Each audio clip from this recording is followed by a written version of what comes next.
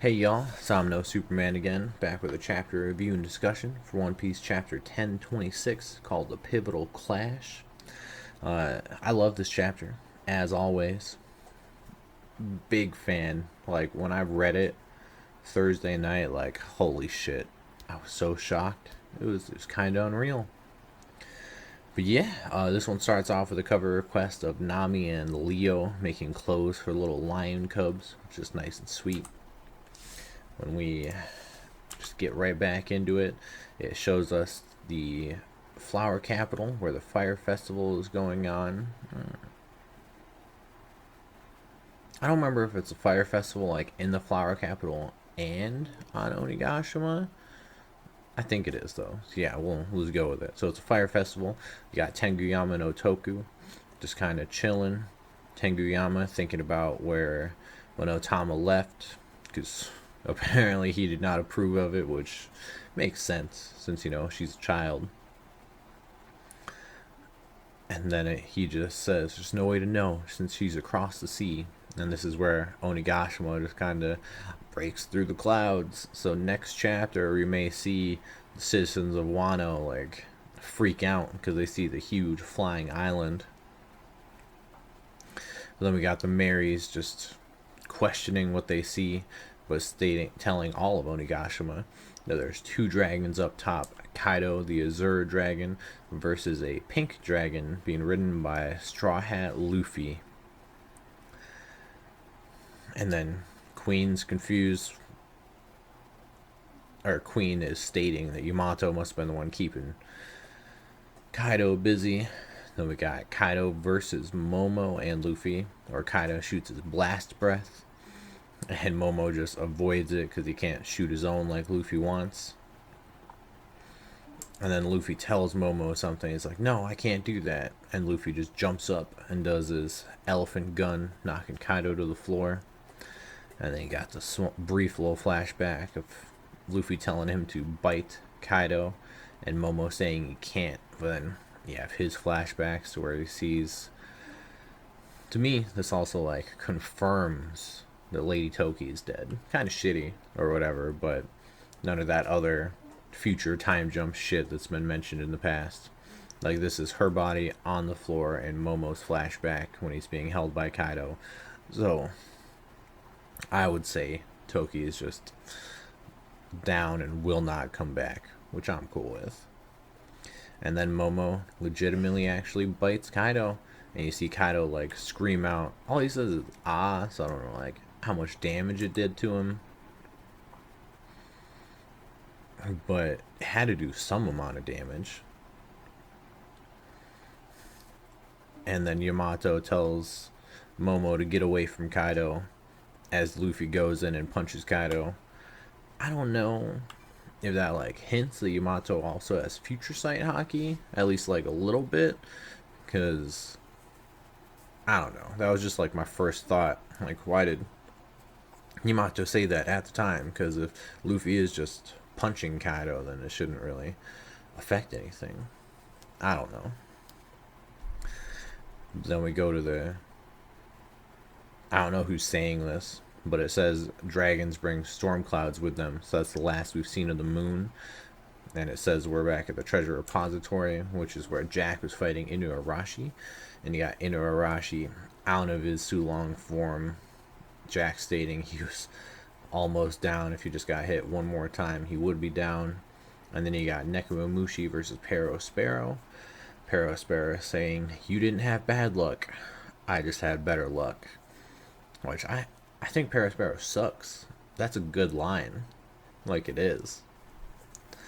And then Carrot and Wanda are worried about him.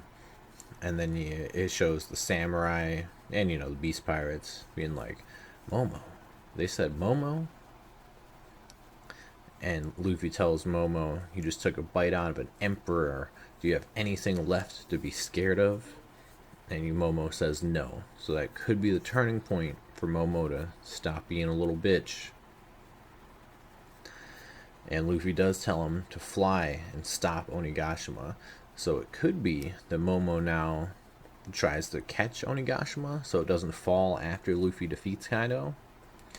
Well, we get a brief little scene of Zoro and Sanji back to back, which is sweet, saying like, "Momo, you think that dragon? Nah, it couldn't be." And then we got Luffy and Kaido saying, "Don't worry about Kaido. I guarantee you I will win." And all the samurai and everyone who has switched sides are all happy for Luffy Taro. And Big Mom just thinks it's hilarious. Kid and Law are like, "You better win, but you took too long." Usopp, Nami, and Otama are all happy. Frankie's extra happy because Frankie's just the best. And then you got all the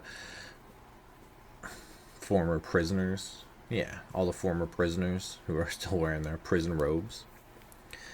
And then Kaido goes to his hybrid form and says, "Is there even a single chance you can beat me?" And Luffy says, "As long as I'm alive, I have infinite chances."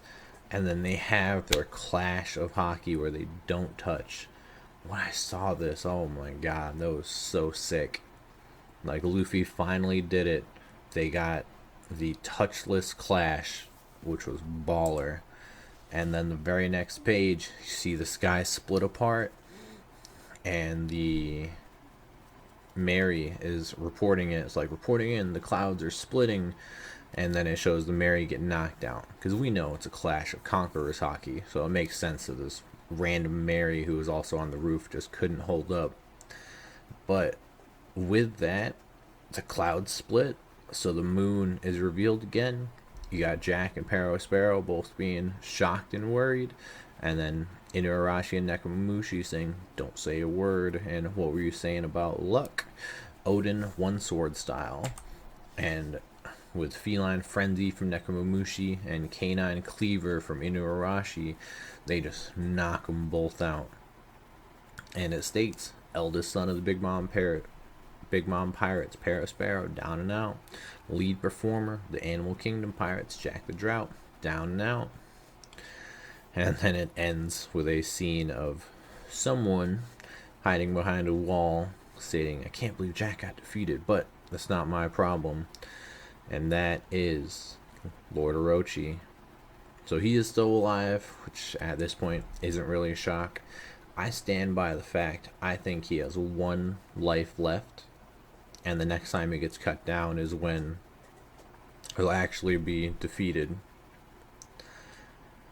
And now that Momonosuke has been aged, I could see Hiyori showing up and being the one who finishes off Orochi. Like, I think that'd be sweet.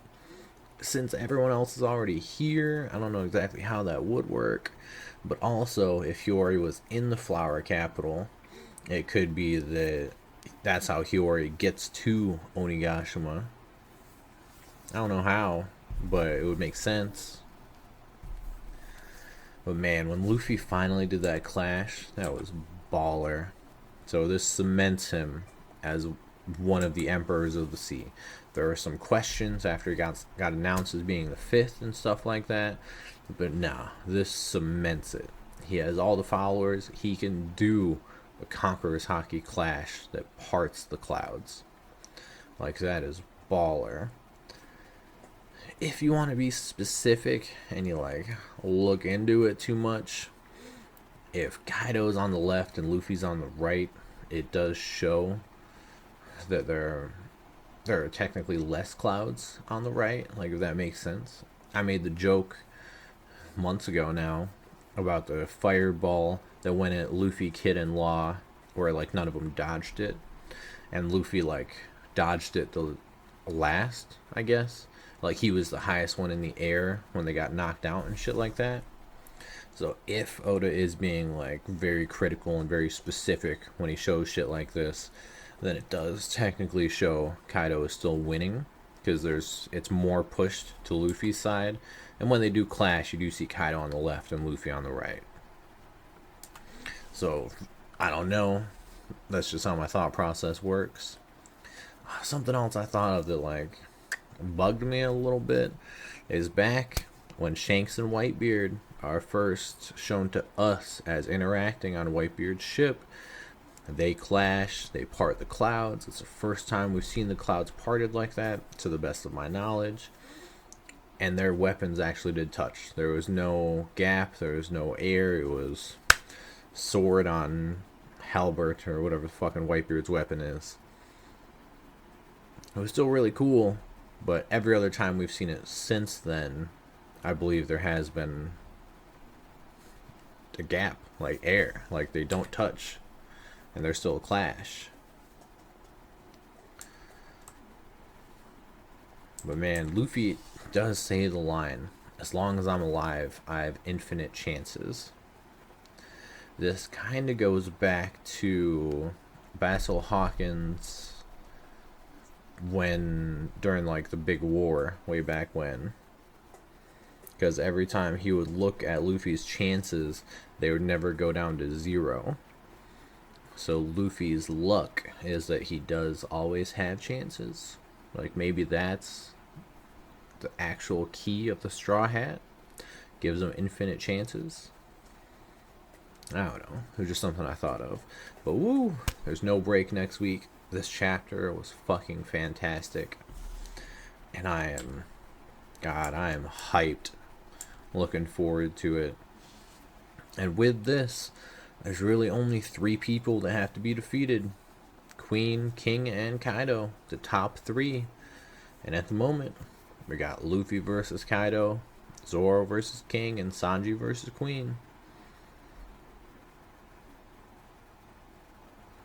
God, this is sick.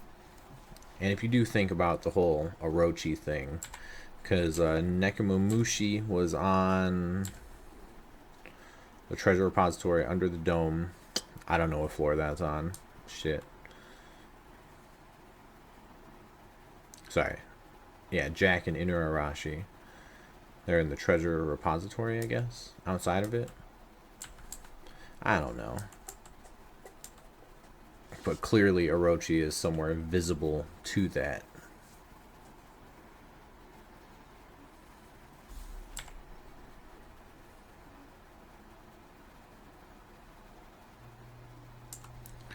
Also, me just being like nitpicky. On the last page, I do think Inuarashi should have been like up top first. Because on the previous page, when it's like going down, you see Jack first, you see Inuarashi and Jack first, then you see Inuarashi first. Then on the final page, you see Nekomamushi first and Inuarashi second. Like, why wasn't it consistent? Now that's just me nitpicking though. Man, I loved this chapter. When this gets animated, holy fuck. It's gonna be a year from now, but it's gonna look fucking sick. Whew. But yeah, no break next week. I fucking love it. It's gonna be great. If you watch this, I appreciate it. Y'all have a good one.